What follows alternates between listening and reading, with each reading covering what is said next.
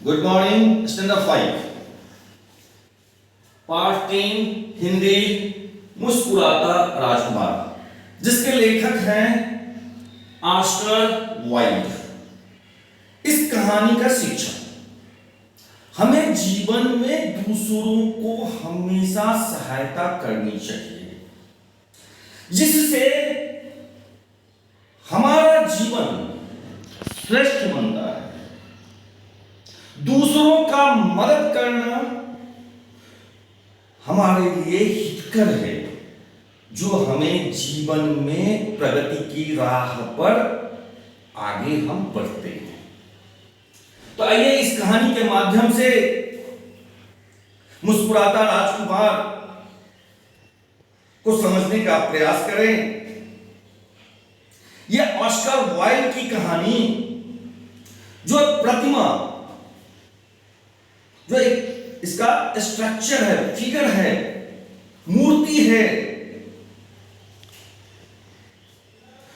बनाया गया है, जो मुस्कुराता हुआ वह मूर्ति उस राजकुमार की है, जो उस एक चिड़िया के माध्यम से जरूरतमंदों को, जो निस्सहाय होता है और उसे हम सहायता पहुंचाते हैं किसी के माध्यम से, तो ये राजकुमार इस चिड़िया के माध्यम से जरूरतमंदों को मदद करता है।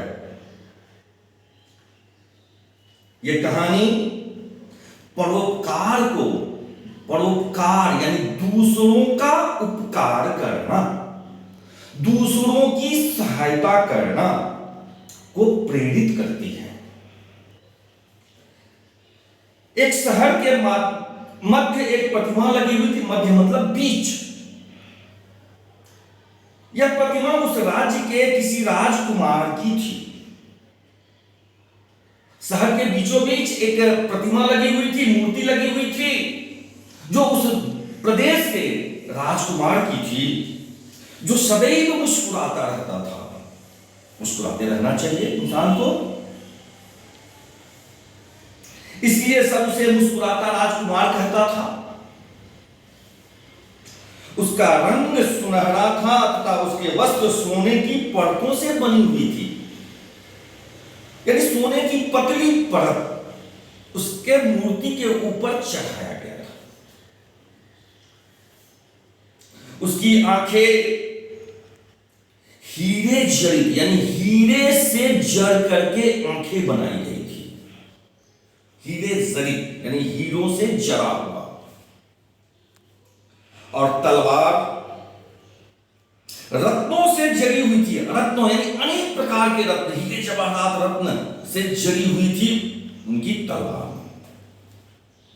जो भी वहां से गुजरता उस प्रतिमा की सुंदरता एवं मुस्कान की तारीफ किए बिना नहीं रह सकता था। यानी उस मूर्ति को जो भी देखता था, उस मुस्कुराता हुआ राजकुमार को जो भी देखता था, उस मूर्ति की तारीफ करता था। एक दिन उस राज्य के दो मंत्री उस मूर्ति के पास से गुजर रहे थे। उन्होंने उस प्रतिमा को देखा। उनमें से एक मंत्री बोला, वाह, कितना सुंदर प्रतिमा है, कितनी सुंदर मूर्ति है। कलाकार ने ऐसा मानो कि कलाकार ने इस मूर्ति में जीवंतता प्रदान कर दी हो। जीवंतता यानी जीवन भर दिया हो। लेकिन कलाकार तो ऐसा कर नहीं सकता। किसी मूर्ति में तो जान हो नहीं सकती। वह तो एक ही कलाकार है, वह ईश्वर है। लेकिन एक कलाकार की कलाकारी जब किसी चीज से बनती है, चाहे वह मिट्टी से बनाई गई हो, चाहे वह सोने से बनाई गई हो, चाहे वह पत्थर से बनाई गई मूर्ति हो, वह कलाकार की कला को दर्शाता है। और देखने वाले को ऐसा प्रतीत होता है कि यह मूर्ति अभी अभी बोल पड़ेगी। ऐसा प्रतीत होता है कि उसमें जीवन आ गया हो। इसी चीज का वर्णन इसमें किया गया है। ऐसा लगता है कि जीवन डाल दी गई है, जैसे अभी बोल उठेगी। मुस्कुराते राजकुमार की प्रतिमा की मुस्कान की बातें सुनकर मंत्री जी आगे बढ़ गए। ये बोलते हुए आपस में दोनों, एक कहता है दूसरा सुनता हुआ, आगे की ओर बढ़ गए। तभी एक मां अपने छोटे से बच्चे का हाथ पकड़कर, थामे मतलब हाथ पकड़े हुए वहां से गुजरी। बच्चा रो रहा था। मां ने मुस्कुराते हुए राजकुमार की प्रतिमा की ओर इशारा किया उस बच्चे से, कहा, उस राजकुमार को देखो जैसे सदैव मुस्कुराता, सदैव मतलब हमेशा, सदैव मुस्कुराता रहता है, तुम्हें भी सदा उसकी तरह मुस्कुराना चाहिए। कहा जाता है कि जब हमारा हंसता हुआ चेहरा होता है तो एक स्वस्थ जीवन का प्रतीक बनता है। हमें ऐसा, क्योंकि हंसना एक व्यायाम है। मुस्कुराता हुआ वही मुस्कुरा सकता है जो स्वस्थ है, वही हंस सकता है जो स्वस्थ है। कभी आपने बीमार आदमी को हंसता हुआ, बीमारी से ग्रसित है और हंसता हुआ आप देखते हैं?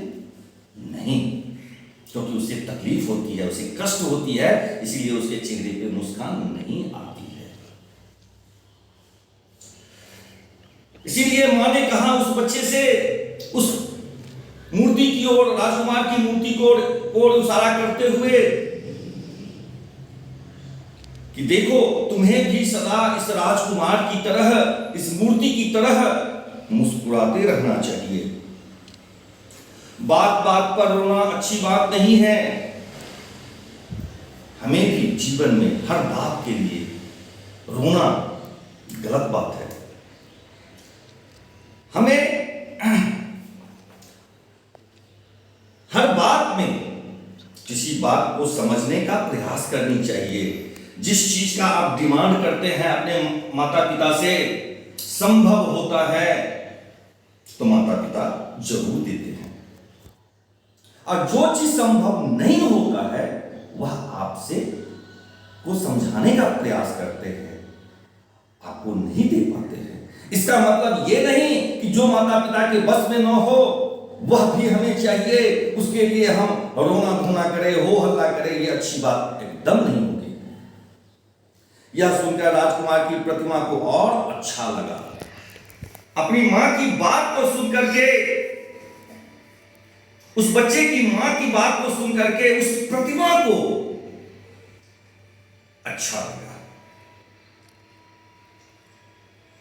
आज का टॉपिक इतना ही। धन्यवाद।